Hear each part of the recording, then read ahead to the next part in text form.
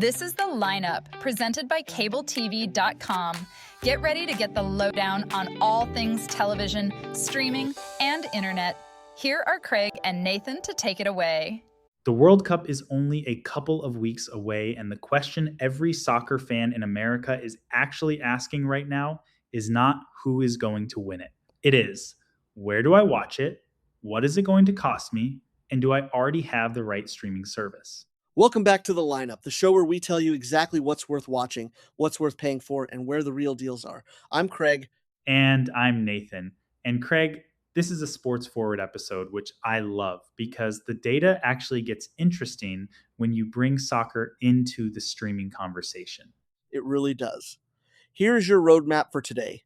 Lead story, the World Cup streaming landscape. We just pulled CableTV.com's 2026 data on how fans actually watch soccer in this country, and the numbers might surprise you. We are going to break down which service is dominating, which services are fighting for second place, and what the smart move is right now before tournament prices go up. Then Deal Desk, we are looking at EarthLink Internet. CableTV.com just published their full review, and EarthLink lands at a 3 out of 5. There is a genuinely interesting story in that number: good customer service, solid fiber plans, but a real installation problem that anyone considering them needs to know about before they sign anything. And then what's worth watching? It's the World Cup lead up, so we are going deep on soccer movies. CableTV.com just published their list of the 13 best soccer films you can stream right now. Nathan and I are going to give you our honest takes on which ones are actually worth your time and tell you exactly where to watch them. All the links, the streaming data, the EarthLink review, the full soccer movie list are in the show notes at CableTV.com/podcast. Let's get into it. All right, Nathan, the World Cup is coming, and every soccer fan I know is asking the same question: what service do I need? So let's start with the data. According to CableTV.com's 2026 Customer Satisfaction Survey, DIRECTV is the dominant player for soccer fans. 49% of soccer fans say they watch on DIRECTV more than any other streaming service. More than Fubo, more than YouTube TV. That is a significant lead. 49% is not a close race. That is almost half the soccer watching audience in one place. And the satisfaction number is even more striking. CableTV.com found that 97% of DIRECTV streaming subscribers reported satisfaction with their live sports experience. That is not a number you see often in this industry. Okay, but I have to play consumer here for a second. Because when people see DIRECTV, they immediately think satellite dish, complicated install, long contracts. Is this your grandfather's DIRECTV, or is something different happening? That is the key distinction. We are talking about DIRECTV's streaming products, specifically not satellite. The streaming tier has been the growth story for them. No dish required. And for a tournament like the World Cup, where the matches are all over the schedule and you need live international coverage, having a service that 97% of its sports subscribers say they are happy with is the kind of signal you take seriously. So what are the other options for people who do not want to go the DIRECTV route? Fubo is the natural competitor because it was built specifically around sports. It carries international soccer regularly and has been the go-to for fans who want a streaming native option. YouTube TV is the other name in the conversation's strong channel lineup, clean interface, unlimited DVR. And what is your honest take? If someone came to you today and said, I want to watch the World Cup without overpaying, what do you tell them? I tell them to check whether they already have something that covers it before they add a subscription. A lot of matches will be on broadcast networks, which means if you have a live TV streaming service, you may already be covered. The mistake people make is adding a new service for a tournament and then forgetting to cancel. That is how the overspend happens. Which ties into something we are going to get into at the Deal Desk. The CableTV.com streaming hub does a really good job of laying out all the services side by side so you can actually compare before you commit. And that is the right move. CableTV.com/streaming. We will have the link in show notes. The survey data is clear. 49% of soccer fans are on DIRECTV. Satisfaction is at 97% for sports. If you are shopping, those are the numbers you benchmark against. My take: I think the World Cup is actually the most high-stakes streaming decision you make all summer. It is a global event. It is live. It is unforgiving if your stream buffers. In the 89th minute, you are going to hear about it. Pick a service with a track record on live sports.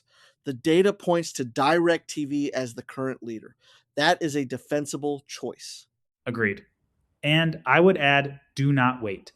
Promotional windows for streaming services narrow as big events approach. The time to make this decision is now, not the week of the tournament opener. All right, we are at the deal desk. This week we are looking at EarthLink CableTV.com's full review just published, and it lands at a 3 out of 5. 3 out of 5. That is not a ringing endorsement, but it is also not a disaster. What is the story there? The story is that EarthLink is a tale of two experiences. On one side, exceptional customer service, unlimited data on all plans, and availability in 47 states. That is genuinely wide coverage for an internet provider. On the other side, pricing that is higher than competitors and an installation process that CableTV.com's testers and user reviews consistently flag as a real problem. Let's talk pricing first. What are we working with? EarthLink's fiber plans start at $39.95 a month for 100 megabits per second and go up to $189.95 for 5 gig service. Their mid-range fiber options 300 megabits per second at $49.95, 500 megabits per second at $79.95 are what most households would actually look at. And here is the unusual thing about EarthLink.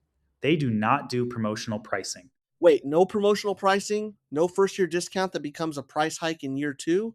Correct. CableTV.com's review notes that EarthLink does not butter you up with introductory rates. What you see is what you pay, which means your bill does not jump after 12 months. That is actually a real advantage for people who are tired of the annual renegotiation game with their ISP. Okay, I can see the appeal there. The DSL plans, though, those look expensive. $64.95 a month for 18 megabits per second? That is where EarthLink gets hard to defend on price. If DSL is your only option in your area, $64.95 for 18 megabits per second is genuinely not competitive. CableTV.com's review is direct about it. The DSL plans are overpriced relative to the market. The fiber and 5G home internet plans are a more interesting value conversation. What about their 5G home internet? That is newer. $59.95 a month, 425 megabits per second average download speeds, unlimited data.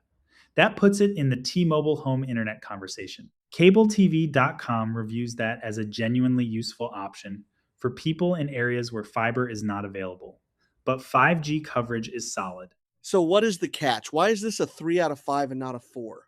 Installation. CableTV.com's review is blunt about this. Do not count on the installation process being smooth. From testers and user reviews, installation is the point where EarthLink's customer service reputation, which is excellent once you are up and running, does not hold. It is a significant enough issue that CableTV.com calls it a major catch. So their headline is basically, once it is installed, EarthLink can be a really good experience, but getting there is rough. That is the CableTV.com verdict. Yes. They call it a helpful backup if your previous service has let you down. If you are in 47 states, if you prioritize consistent pricing and no data caps, and you can tolerate a rocky setup, EarthLink is worth looking at.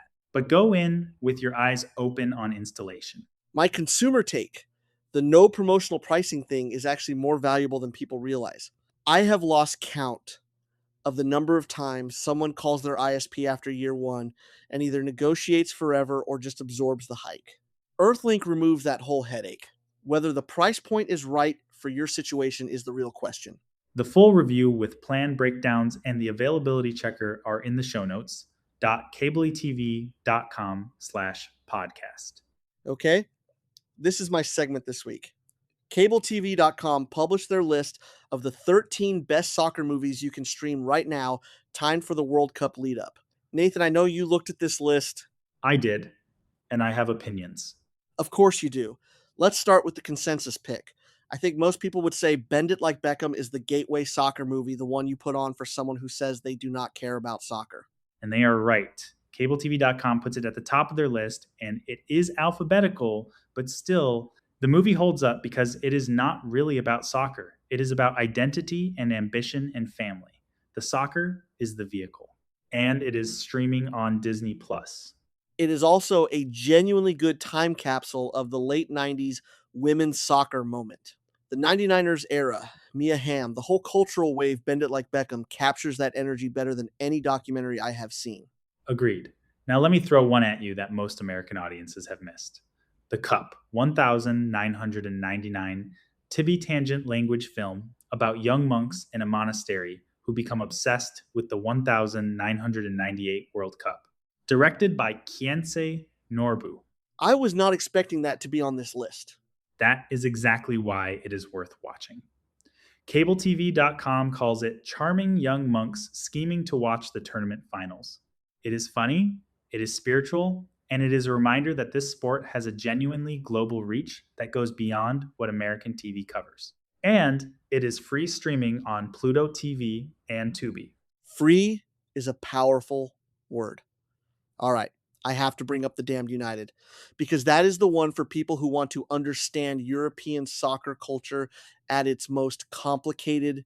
Michael Sheen as Brian Clough. The 4-day reign at Leeds United. CableTV.com's description is sharp. They call it the gritty antithesis of Ted Lasso. Where Ted Lasso is optimism in football, The Damned United is ego and rivalry and what happens when a brilliant but difficult manager meets a club that does not want him. If you watched Ted Lasso and loved it, watch The Damned United next. Not because they are similar, but because they are the opposite. It gives you the full range of what coaching stories in this sport can look like. And for the World Cup specifically, there is a film on this list called The Cup that Craig and I just talked about, but there is also Shaolin Soccer from 2001, Stephen Chow's Hong Kong comedy.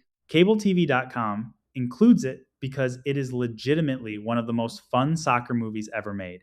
It is absurd, it is action-packed, and it is a completely different experience from everything else on the list. My final recommendation for this week, if you want one movie to watch before the World Cup that will make you care more about the tournament, watch Bend It Like Beckham with someone who does not follow soccer. You will thank me.